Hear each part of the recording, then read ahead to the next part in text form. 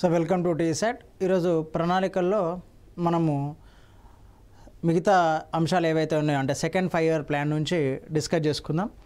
So second 5 year plan మనకి రెండవ పంచవర్ష ప్రణాళిక కాలం. ఈ రెండవ పంచవర్ష ప్రణాళిక కాలం మనకు 1956 నుంచి 61 వరకు. సో దీనికి అధ్యక్షుడు కూడా సో అప్పుడు యూజువల్గా మీరు దీనికి సంబంధించి గుర్తుపెట్టుకోవాలి అంటే సో మనకు ఒక 2-3 పంచవర్ష ప్రణాళిక సమయం వరకు అంతా కూడా మనకు కాంగ్రెస్ గవర్నమెంటే ఉందండి. సో కాంగ్రెస్ గవర్నమెంటే ఉంది కాబట్టి సో ఈ అధ్యక్షుడు మనకు ఆల్మోస్ట్ ఆయన మరణించే వరకు ఆయనే ఉంటాడు. ఓకే, సో దాన్ని గుర్తుపెట్టుకోండి. సో ఈ రెండవ పంచవర్ష ప్రణాళికానికి సంఘానికి అధ్యక్షుడు నెహ్రూ. సో ఇక్కడ ఉపాధ్యక్షుడు విటి కృష్ణమాచారి. ఈయన ఇంపార్టెంట్ అండి, చాలా ఇంపార్టెంట్ ఈయన. ఓకే, ఉపాధ్యక్షుడి నుంచి మీకు ఒకవేళ ప్రణాళికకు సంబంధించి ఏదైనా క్వశ్చన్ వస్తే అది ఉపాధ్యక్షుడి నుంచే వస్తుంది. లేదు అంటే సో రూపకర్త ఎవరు అంటే మహల్నోబిస్ అండి. ఓకే, సో దీని యొక్క వృద్ధి రేటు లక్ష్యము 4.5%. సో సాధించిన లక్ష్యం ఎంత అంటే 4.3%. సో అనుకున్న లక్ష్యానికంటే ఇది తక్కువగానే సాధించిందండి. ఓకే, సో రెండవ పంచవర్ష ప్రణాళిక. సో ఇక్కడ మహల్నోబిస్ వ్యూహం ప్రకారం సో ఏదైనా యూజువల్గా ఏంటి అంటే సో భారతదేశంలో మొదటి పంచవర్ష ప్రణాళిక కాలంలో మనకు వ్యవసాయ రంగానికి అధిక ప్రాధాన్యతనిచ్చారు. Okay sir. ఓకే, సో మనకు 3 రంగాలు ఉంటాయి కదా. సో వ్యవసాయం తర్వాత పారిశ్రామిక సేవా రంగాలు. వ్యవసాయానికి ప్రాధాన్యతనిచ్చిళ్ళు. సో రెండో ప్రణాళిక మనకు పరిశ్రమల పైన పెట్టుబడులు పెడదాము అని చెప్పేసి అనుకున్నారు. పరిశ్రమల పైన పెట్టుబడులు పెడదామని భారీ మొత్తంలో పరిశ్రమల పైన పెట్టుబడులు పెడదాము అని చెప్పేసి అనుకున్నారు. సో అనుకొని పెట్టుబడులు పెట్టారు. సో ఈ రెండవ పంచవర్ష ప్రణాళిక కాలంలో మనకు ఏర్పాటు చేయబడిన పరిశ్రమలను కనుక తీసుకుంటే ఒకటి రూర్కెలా స్టీల్ ప్లాంట్ ఒడిస్సా, ఇంకొకటి Bhilai steel plant Chhattisgarh, next Durgapur steel plant west Bengal. ఈ మూడింటిని దీంట్లో భాగంగా ఏర్పాటు చేయడం జరిగింది. ఇక్కడ నుంచి మొన్న రీసెంట్గా జరిగిన గ్రూప్ 1 ఎగ్జామ్లో క్వశ్చన్ అడిగిండు. సో అంతకుముందు నెంబర్ ఆఫ్ టైమ్స్ ఈ పాయింట్ నుంచి క్వశ్చన్ అడిగిండండి.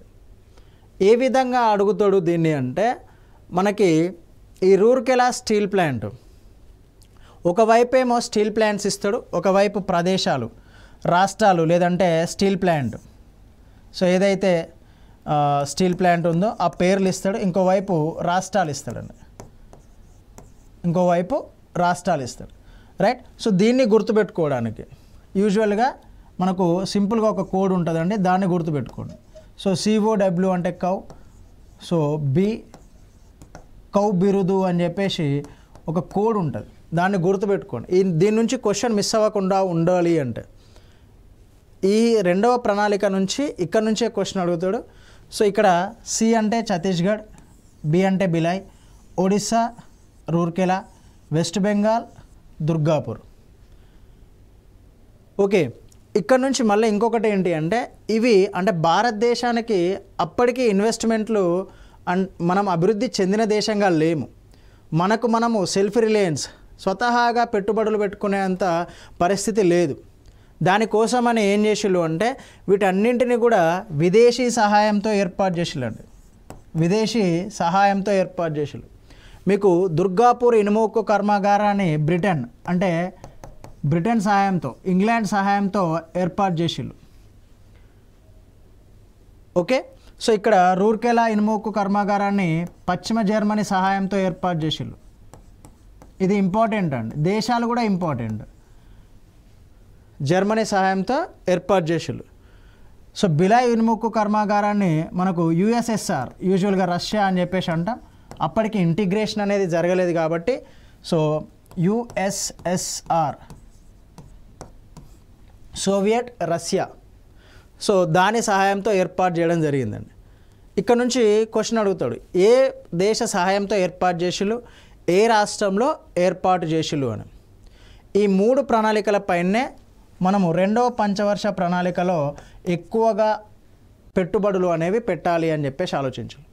అందుకే ఈ ప్రణాళికను ఏమంటాము అంటే భారీ పరిశ్రమల ప్రణాళిక అని చెప్పేసి అంటాం. ఓకే, ఇది సక్సెస్ ఫెయిల్యూర్ అంటే కొంత అంటే ఎక్కువ మొత్తంలో ఫెయిల్యూర్ అవ్వలేదు, బట్ సో ఆల్మోస్ట్ అనుకున్న టార్గెట్ని ఆల్మోస్ట్ రీచ్ అయింది. 4.5% అనుకుంటే 4.3 అన్నది. ఓకే, సో దీన్ని నెక్స్ట్ ఆ భారీ పరిశ్రమలని లింక్ చేస్తూ క్వశ్చన్ అడుగుతాడండి. భారీ పరిశ్రమల ప్రణాళిక అని చెప్పేసి దాన్ని రూపొందించింది ఎవరు అని చెప్పేసి మహల్నోబిస్. ఓకే, రెండవ పంచవర్ష ప్రణాళిక కాలాన్ని రూపొందించింది ఎవరు, భారీ పరిశ్రమల ప్రణాళికను రూపొందించింది ఎవరు, ఇలాంటి క్వశ్చన్లు ఇక్కడ నుంచి రావడానికి అవకాశం ఉంటుంది. ప్రీవియస్ క్వశ్చన్స్ అన్నీ కూడా దీంట్లో నుంచే వచ్చినాయి. అందుకే ఇది మోస్ట్ ఇంపార్టెంట్ ప్రణాళిక అండి. ఓకే, సో దీని తర్వాత మనకు 3వ పంచవర్ష ప్రణాళిక కాలం అండి. 3వ పంచవర్ష ప్రణాళిక కాలము 1961 నుంచి 66 వరకు. ఈ 1961-66 సమయంలో మనకు 3వ పంచవర్ష ప్రణాళిక కాలం. సో దీనికి ఉపాధ్యక్షులుగా 2 ఉంటారు, అది ఇంపార్టెంట్. మీకు ఈ 3వ పంచవర్ష ప్రణాళిక కాలానికి సంబంధించి క్వశ్చన్ ఏ విధంగా అడుగుతాడు అంటే సేమ్ ఇదే క్వశ్చన్ ఇస్తాడు. దీంట్లో ఉపాధ్యక్షుడు అని చెప్పేసి సీఎం త్రివేది అని చెప్పేసి A option, so Ashok Mehta అని చెప్పేసి B option, so C option both అని ఇవ్వచ్చండి. సో ఇలా ఇచ్చినప్పుడు మ్యాక్సిమం మనం ఇప్పటిదాకా అధ్యక్షుడు ఉపాధ్యక్షులు ఒక్కొక్కరిని చూసినాం, బట్ 3వ పంచవర్ష ప్రణాళిక కాలానికి మాత్రం 2 చూసినాం. కాబట్టి సో దీన్ని మనం గుర్తుపెట్టుకొని ఎగ్జామ్లో పర్ఫెక్ట్గా ఆన్సర్ చేయాలి. 2 సీఎం త్రివేది మరియు అశోక్ మెహతా. సో ప్రణాళిక వ్యూహం, సో హారెట్ డోమర్ విధానము. సో దీని రూపకర్త ఎవరు అంటే సుఖమయ్ చక్రవర్తి. ఓకే, ఆశించిన వృద్ధి 5.6%, 5.6%. సాధించిన వృద్ధి 2.8%, అంటే 50% కూడా సాధించలేదు, సగానికి కూడా సాధించలేదండి, సగానికి కూడా సాధించలేదు. సో దానికి గల ప్రధాన కారణం ఏంటి అంటే మనం ఆ సమయంలో చైనాతో యుద్ధం చేస్తాం, సో దాంతోపాటు పాకిస్తాన్తో యుద్ధం చేస్తాం. సో చైనాతో యుద్ధం చేస్తాం, నెక్స్ట్ పాకిస్తాన్తో కూడా యుద్ధం చేస్తాం. దీంతో పాటు మనకు డ్రాట్స్ వస్తాయండి, ఇక్కడ కరువు కాటకాలు కూడా వస్తాయి. దీని ఫలితంగా ఏమవుతుంది అంటే సో అప్పుడే మనం ఫస్ట్ వ్యవసాయ రంగానికి ఇచ్చినాం, సో దాని తర్వాత పరిశ్రమలకు ఇచ్చినాం. సో దాని తర్వాత మనం ఇక్కడికి వచ్చేసరికి ఏమవుతుంది అంటే ఈ కరువు కాటకాలు మనం అనుకున్న లక్ష్యాన్ని చేరుకోలేం. సో దానికి కారణాలు ఏంటి? ఈ కరువు కాటకాలు, పాకిస్తాన్తో యుద్ధం, చైనాతో యుద్ధం. సో దీనివల్ల మనం అనుకున్న లక్ష్యాలని చేరుకోలేం. సో ఫలితంగా ఈ కరువు కాటకాలు సంభవించడం మూలంగానే మనకు భారతదేశంలో ఈ ఫుడ్ క్రైసిస్ అనేది వస్తుంది. ఫుడ్ ప్రొడక్షన్ అనేది కంప్లీట్గా తగ్గిపోతుంది. ఫుడ్ ప్రొడక్షన్ అంటే పూర్తిగా కాదు, ఫుడ్ ప్రొడక్షన్ తగ్గిపోతుంది. ఫలితంగా మనం ఏం చేస్తాము, సో ఈ డెవలప్డ్ నేషన్స్ ఏవైతే ఉన్నాయో వాటి నుంచి మనం దిగుమతి చేసుకుంటూ ఉంటామండి. ఓకే, సో ఇదే సమయంలో మనకు ఈ సమయంలోనే సో నూతన వ్యవసాయ విధానము అనేది మనం భారతదేశంలో ప్రవేశపెట్టడం జరుగుతుంది. ఓకే, సో ఇక్కడ సాధించిన వృద్ధి ఎంత? 2.8%. ఇది విఫలమవడానికి గల కారణాలు. ఓకే, సో విఫలమవడానికి గల కారణాలు ఏంటి అంటే ఏవైతే మనం ఇందాక చర్చించినామో అవే కారణాలు. సో దాంతోపాటు 1966-69 మధ్యలో యాక్చువల్గా ఏంటి 1961 నుంచి 66 వరకు మనకు 3వ పంచవర్ష ప్రణాళిక కాలం. ఇది అయిపోయిన తర్వాత ఇది ఫెయిల్యూర్ అయింది కాబట్టి సో దాన్ని 5 years ప్లాన్ని కాస్త 5 సంవత్సరాల ప్రణాళికలను కాస్త మనము వార్షిక ప్రణాళికలుగా మార్చడం జరిగింది. ఏవైతే ఈ ప్లాన్స్ ఉన్నాయో సో వాటిని వార్షిక ప్రణాళికలుగా మార్చడం జరిగింది 1966 నుంచి 69 వరకు. సో సంవత్సరానికి మళ్ళీ సేమ్ లక్ష్యాన్ని ఏర్పాటు చేసుకోవడం, రైట్. సో మళ్ళీ వృద్ధి రేటు లక్ష్యాన్ని ఏర్పాటు చేసుకోవడం, దీన్ని సాధించడం. సో ఈ విధంగానే మనకు రూపొందించుకోవడం జరిగింది. ఓకే, సో దీంట్లో భాగంగానే మనం ఏం చేసినాము అంటే సో ఇక్కడనే మనము 1966 ఆ సమయంలోనే కరువు కాటకాలు సంభవించినాయి కదా అండి. ఆ సమయంలోనే భారతదేశంలో మనము ఈ హరిత విప్లవము అనే భావనని ప్రవేశపెట్టుకున్నామండి. ఎందుకు అంటే మనం యాక్చువల్గా ఫుడ్ ప్రొడక్షన్ అనేది మన దగ్గర తక్కువగా ఉంది. ఫుడ్ ప్రొడక్షన్ అనేది తక్కువగా ఉంది కాబట్టి ఫుడ్ ప్రొడక్షన్ ఇంక్రీజ్ చేయాలి. ఏ విధంగా? దీంట్లో భాగంగా ఎలా? ఇక్కడ హై ఈల్డ్ వెరైటీస్ ఏవైతే సీడ్స్ ఉన్నాయో అధిక దిగుబడినిచ్చే సీడ్స్ని ఉపయోగించాలి. సో నీటిపారుదల సౌకర్యాలు కల్పించాలి. ఓకే. సో సంహారకాలను ఎక్కువగా ఉపయోగించుకోవాలి, రసాయనాలను. సో వాటిని ఉపయోగించి మనం దిగుబడి సాధించాలి అని చెప్పేసి ఈ టైంలోనే మనం దీన్ని ప్రవేశపెట్టడం జరిగిందండి. ఓకే. సో దానివల్ల తర్వాత ఇంపాక్ట్ అనేది డిఫరెంట్గా ఉంది. ఆదాయ అసమానతలు ఏర్పడ్డాయి, ప్రాంతీయ అసమానతలు ఏర్పడ్డాయి, అదంతా సెకండరీ థింగ్. సో బట్ మీకు ఇక్కడ గుర్తుపెట్టుకోవాల్సింది ఏంటి? సో ఇది ఎందుకు వైఫల్యం చెందింది అనేది గుర్తుపెట్టుకోవాలి. సో దాని తర్వాత మనం ఏం చేసినామో అనేది కూడా గుర్తుపెట్టుకోవాలి. ఓకే. సో ఇక్కడ అత్యంత దీన్ని బేస్ చేసుకొని క్వశ్చన్స్ అడగడానికి అత్యంత విఫల ప్రణాళిక అని చెప్పేసి దేన్ని పిలుస్తారు అంటాడు? ఫెయిల్యూర్ ప్లాన్ అని చెప్పేసి, రైట్. సో ఇది విఫలం అవడానికి కారణం. సో దీంట్లోనే మనకు ఈ పిఎం ఫ్లక్చుయేషన్స్ అనేవి ఉంటాయి, మారుస్తూ ఉంటారు. ఇవన్నీ కూడా మనకు కారణాలుగా ఉండి సో 5 year ప్లాన్ అనేది మనకు వైఫల్యం చెందిందిగా పేర్కొంటాం మనం. ఓకే. సో దీంట్లో నెక్స్ట్ 5 year ప్లాన్ ఏంటి అంటే, సో మనము 1966 నుంచి 69 వరకు వార్షిక ప్రణాళికలను ప్రవేశపెట్టినాం. ఈ ఇయర్ అనేది ఇంపార్టెంట్, మనకి చాలా ఇంపార్టెంట్ అండి. ఎందుకు అంటే ఇక్కడ నుంచి క్వశ్చన్ బేస్ చేసుకొని అడిగినప్పుడు వార్షిక ప్రణాళికలను భారతదేశంలో ఎప్పుడు ప్రవేశపెట్టారు అని చెప్పేసి అడుగుతాడు. లేదంటే ఏ ప్రణాళిక తర్వాత ప్రవేశపెట్టారు అని చెప్పేసి అడుగుతాడు. ఇది చాలా ఇంపార్టెంట్, రైట్. సో 3వ పంచవర్ష ప్రణాళిక ఏదైతే ఉందో సో దాని తర్వాత ప్రవేశపెట్టినాం. ఈ ఇయర్ కూడా ఇంపార్టెంట్. ఓకే. సో క్రింది వాణిలో వార్షిక ప్రణాళికలకు సంబంధించి సంవత్సరాలు పేర్కొనండి అంటాడు.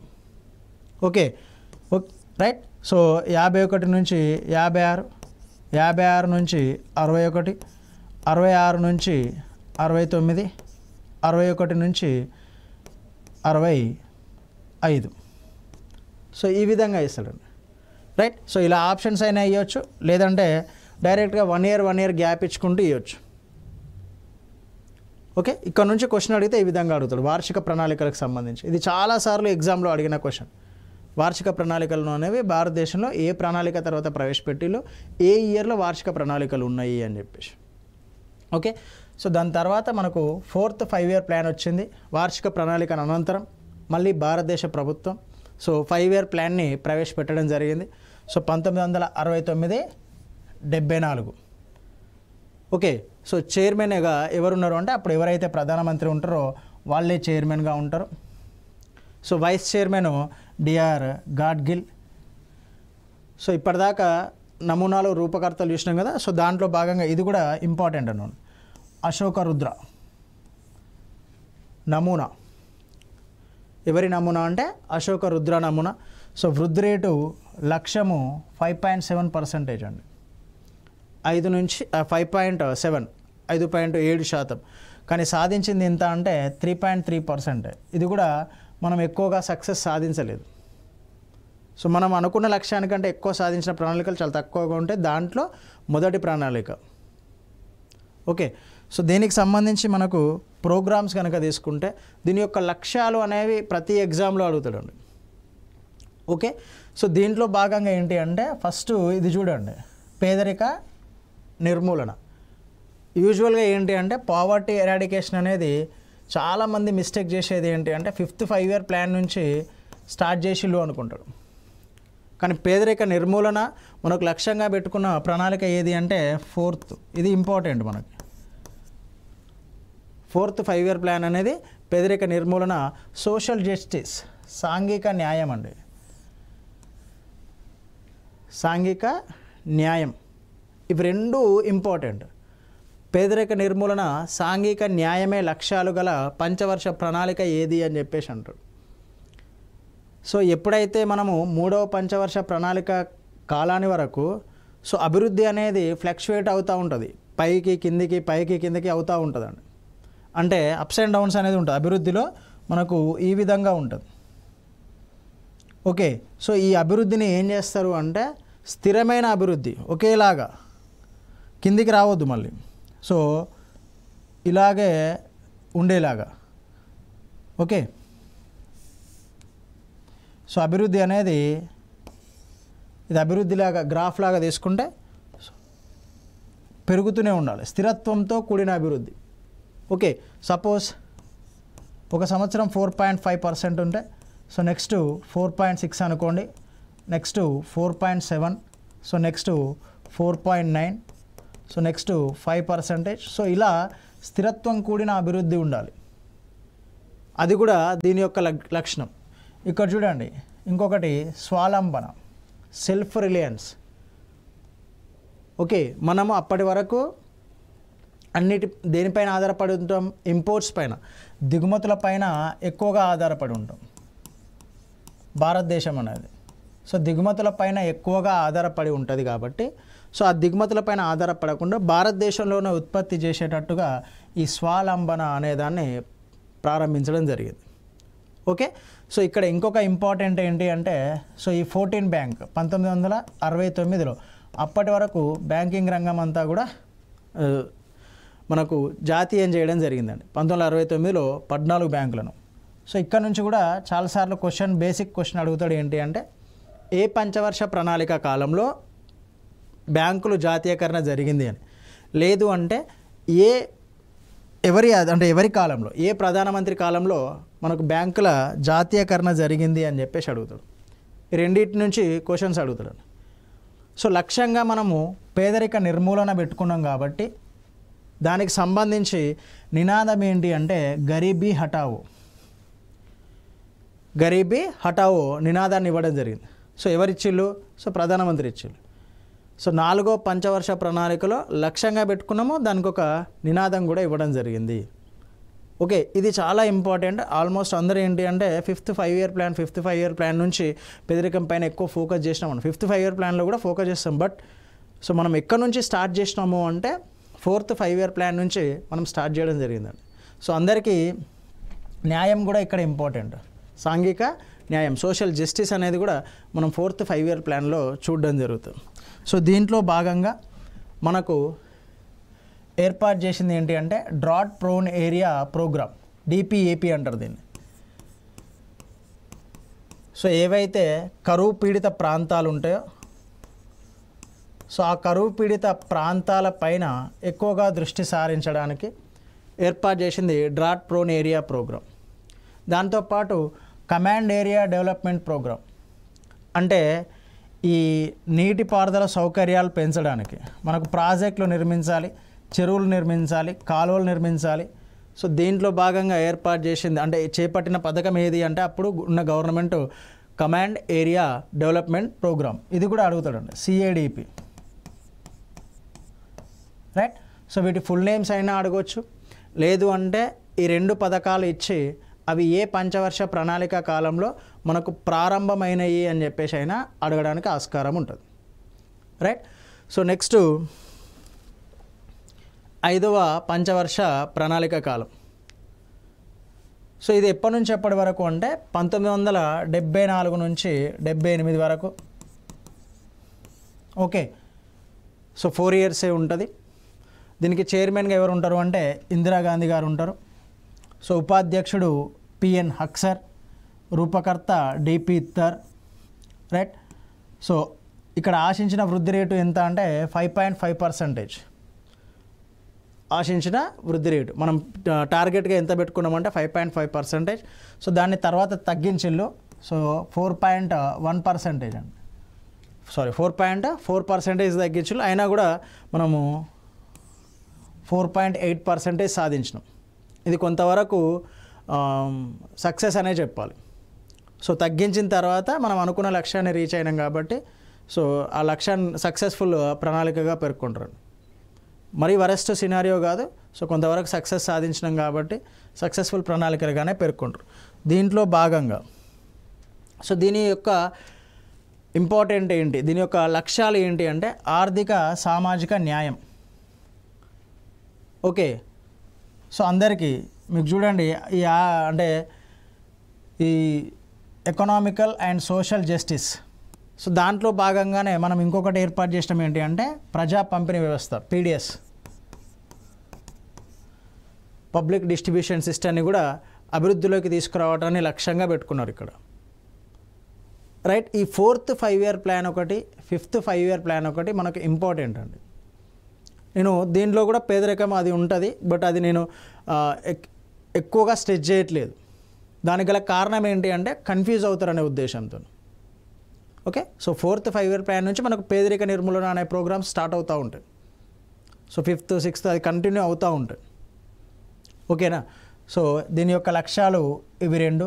సో మనకు రీచ్ అయినాయా లేదా లక్ష్యాలు అని కనుక తీసుకుంటే, సో దీంట్లో భాగంగా ఈ 5th 5-year ప్లాన్లో భాగంగా food for work. Okay, so మొదటిసారిగా మనకు మహారాష్ట్ర స్టార్ట్ చేసింది. సో పనికి ఆహార పథకం, ఇప్పుడు ఏదైతే ఎంజీ నరేగా అని చెప్పేసి అనుకుంటున్నామో, సో పనికి ఆహార పథకాన్ని ప్రవేశపెట్టిలు.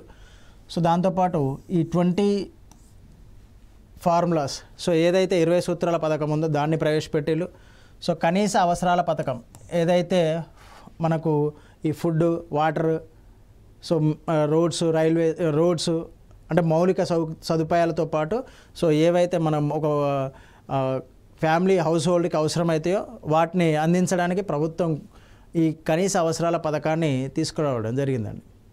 Right, minimum needs support programme అని చెప్పేసి. సో దాంతోపాటు ఈ ఎంప్లాయ్మెంట్ని అప్పటి వరకు నిరుద్యోగుల పైన ఎక్కువగా దృష్టి సారించరు. సో ఈ 5th 5-year ప్లాన్లో ఈ 5th 5-year ప్లాన్లో ఈ అంటే ఎవరైతే నిరుద్యోగులు ఉన్నారో సో వాళ్లకు ఉద్యోగ అవకాశాలు కల్పించడానికి ఈ ట్రైజమ్ అనే ప్రోగ్రామ్ని ఇంప్లిమెంట్ చేయడం జరిగిందండి. సో ఇది ఆల్మోస్ట్ 2-3 టైమ్స్ దీని యొక్క ఫుల్ నేమ్, యాక్రోనేమ్ అనేది ఎగ్జామ్లో అడిగిండు. Okay, so training for rural, ఇక్కడ ఇది చాలా ఇంపార్టెంట్ అండి. అంటే గ్రామీణ ప్రాంతాల్లో ఇది ఎక్కడ ఇంప్లిమెంట్ చేసిళ్ళు అంటే గ్రామీణ ప్రాంతాల్లో ఇంప్లిమెంట్ చేయడం జరిగింది. So rural of youth, okay, and self employment. Okay, ఇవి దీని యొక్క యాక్రోనిమ్తోనే దాన్ని మనము ట్రైజమ్ అని చెప్పేసి పిలుస్తాం. సో గ్రామీణ ప్రాంతాల్లో ఉద్యోగ అవకాశాలు కల్పించడానికి సో ఏర్పాటు చేసిన ప్రోగ్రామ్ ఏది అంటే ఇది. సో దాంతోపాటు ఇక్కడ చూడండి ఇంటిగ్రేటెడ్ రూరల్ డెవలప్మెంట్ ప్రోగ్రామ్, ఇది కూడా ఇంపార్టెంట్ అండి. ఓకే, సో గ్రామీణ ప్రాంతాలకే ఎక్కువ ప్రాధాన్యతనివ్వడం జరిగింది 5th 5-year ప్లాన్లో. అందుకే ఈ 2 ప్రోగ్రాంలు కూడా గ్రామీణ అభివృద్ధి కోసమే తీసుకురావడం జరిగిందండి. మీరు ఇది చూడండి, పనికి ఆహార పథకం, ఇది కూడా గ్రామీణ అవసరాల కోసమే, ఇది కూడా గ్రామీణ అవసరాల కోసం. ఇవన్నీ కూడా 5th 5-year ప్లాన్లో ఏవైతే పథకాలు తీసుకొచ్చినామో, స్కీమ్స్ తీసుకొచ్చినామో సో అవన్నీ కూడా గ్రామీణ స్థాయిలో పోవర్టీని ఎరాడికేట్ చేయడానికి, ఉద్యోగాలను కల్పించడానికి, సో దానికోసమే మనము తీసుకురావడం జరిగింది. ఓకే, సో దీని తర్వాత మనకున్న 74 నుంచి 78 అయిపోతుంది. సో అయిపోయిన తర్వాత మనం 78 నుంచి 80 వరకు నిరంతర ప్రణాళికలను ప్రవేశపెడతామండి. రైట్, సో ఇక్కడ దీన్ని ప్రవేశపెట్టిన వ్యక్తి ఇంపార్టెంట్, మన దగ్గర ప్రవేశపెట్టిన వాళ్ళు ఇంపార్టెంట్. సో 1 సంవత్సరం ముందుగానే అయిపోతుంది. సో దాని తర్వాత మనము నిరంతర ప్రణాళికలను ప్రవేశపెడతాం. సో ఎవరి ప్రతిపాదించలు నిరంతర ప్రణాళికలు అంటే గున్నార్ మిర్దాల్. రైట్, సో ఆ టైంలో మనకు ప్రణాళిక సంఘానికి ఉపాధ్యక్షుడిగా ఉన్న లక్డావాలా, ఇది ఇంపార్టెంట్. రైట్, సో 78లో మనకి ఈ జనతా గవర్నమెంట్ పదవిలోకి వస్తుంది. వచ్చిన తర్వాత వాళ్ళే దీన్ని ప్రవేశపెడతారు. సో ఇక్కడ క్వశ్చన్ అడిగితే గవర్నమెంట్ పేరు కూడా అడుగుతాడు, లేదంటే ప్రధానమంత్రి కూడా అడుగుతాడు. మనం ఇక్కడ ప్రణాళిక సంఘం చైర్మన్గా ఎవరిని పేర్కొంటున్నాము? మొరార్జీ దేశాయిని పేర్కొంటున్నాం. ఇక్కడ క్వశ్చన్ ఏంటాడు అంటే ఈ నిరంతర ప్రణాళికలు ప్రవేశపెట్టేటప్పుడు సో భారతదేశ ప్రణాళిక సంఘ చైర్మన్ ఎవరు అంటాడు, ప్రధాని ఎవరని అడగడు అక్కడ. సో ప్రధాని అడిగితే మనము అంటే ఈజీగా పెట్టేస్తాము అని చెప్పేసి వాడు ప్రణాళిక సంఘం చైర్మన్ ఎవరు అని అడుగుతాడు, రైట్. లేదు అంటే పేరు కాకుండా ఏ గవర్నమెంట్ ఏ ప్రభుత్వంలో, నేను ఇందాక చెప్పినట్టు కొంతకాలం వరకు కాంగ్రెస్ హయాంలోనే మొత్తం భారతదేశం అంతా ఉంటుంది కాబట్టి మ్యాక్సిమం కాంగ్రెస్ గవర్నమెంటే అని చెప్పేసి అనుకుంటారు. సో అలా బ్లైండ్గా వెళ్ళకుండా 78లో జనతా ప్రభుత్వం వస్తుంది. సో జనతా ప్రభుత్వమే మనకు ఈ నిరంతర ప్రణాళికలను భారతదేశంలో ప్రవేశపెడుతుంది. సో దాన్ని అంటే గున్నార్ మిర్దాల్ని ఇన్స్పిరేషన్గా తీసుకొని మనకు భారతదేశంలో ఈ నిరంతర ప్రణాళికలను ప్రవేశపెట్టింది ఎవరు అంటే లక్డావాలా అండి, రైట్. సో అందుకే ఆయనను భారతదేశంలో నిరంతర ప్రణాళికల రూపకర్త అని చెప్పేసి పిలుస్తాం, నిరంతర ప్రణాళికల రూపకర్త అంటారు, రైట్. సో ఇక్కడ ఇది 5వ పంచవర్ష ప్రణాళికకు సంబంధించి. సో ఇది ఇంపార్టెంట్. ఈ 4th, 5th 5-year ప్లాన్ నుంచే మనకు ఎక్కువ క్వశ్చన్స్ రావడానికి అవకాశం ఉంటుంది. సో నిరంతర ప్రణాళికల తర్వాత మళ్ళీ కాంగ్రెస్ గవర్నమెంట్ అధికారంలోకి వస్తుంది. అంటే 1978 నుంచి. సో ఈ ప్రధానమంత్రుల కాలం, గవర్నమెంట్స్ కాలం గుర్తుపెట్టుకుంటే మీకు ఎప్పుడెప్పుడు వార్షిక ప్రణాళికలు ఎప్పుడు, నిరంతర ప్రణాళికలు ఎప్పుడు అనేది ఈజీగా గుర్తుండడానికి అవకాశం ఉంటుంది. సో 6వ పంచవర్ష ప్రణాళిక కాలము మనకు 1980 నుంచి 85 వరకు. సో మళ్ళీ కాంగ్రెస్ గవర్నమెంట్ వస్తుంది కాబట్టి ప్రణాళిక సంఘం చైర్మన్గా ఇందిరాగాంధీ గారే ఉంటారు, right. So deputy chairman ND Tiwari, right. So ఆశించిన వృద్ధి రేటు లక్ష్యము 5.2%. సో సాధించిన లక్ష్యము 5.7%. సో సక్సెస్ఫుల్ ప్రణాళిక అని చెప్పేసి పేర్కొంటారు. సో ఆశించిన దానికంటే ఎక్కువగానే వృద్ధి సాధించినాము కాబట్టి. So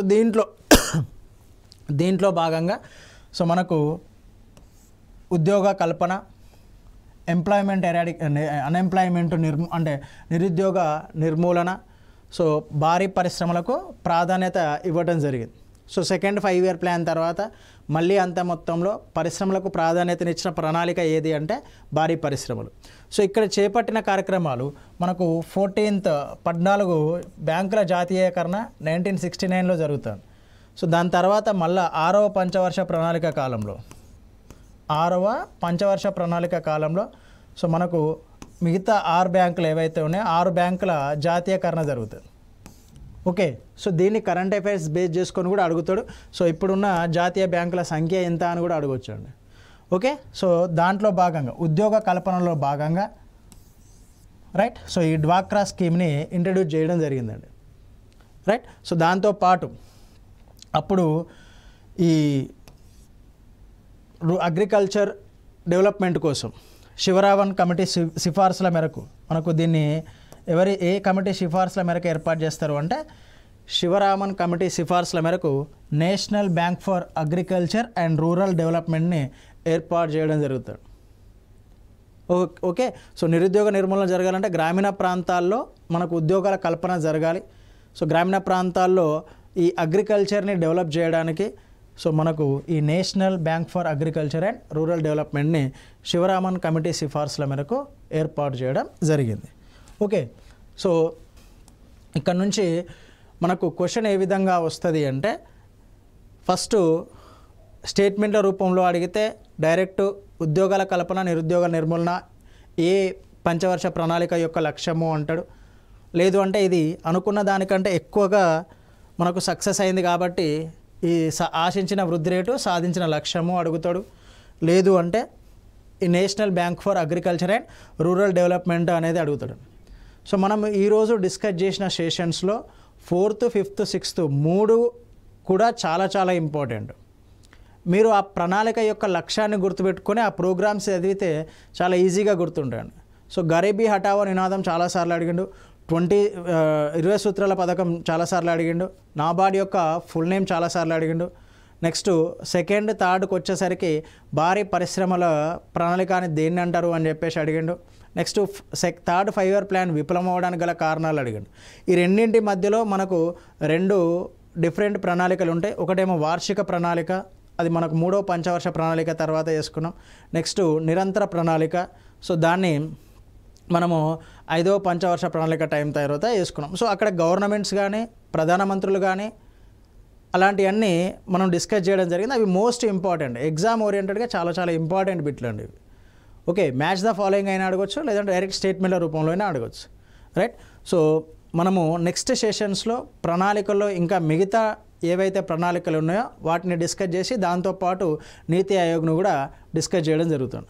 thank you.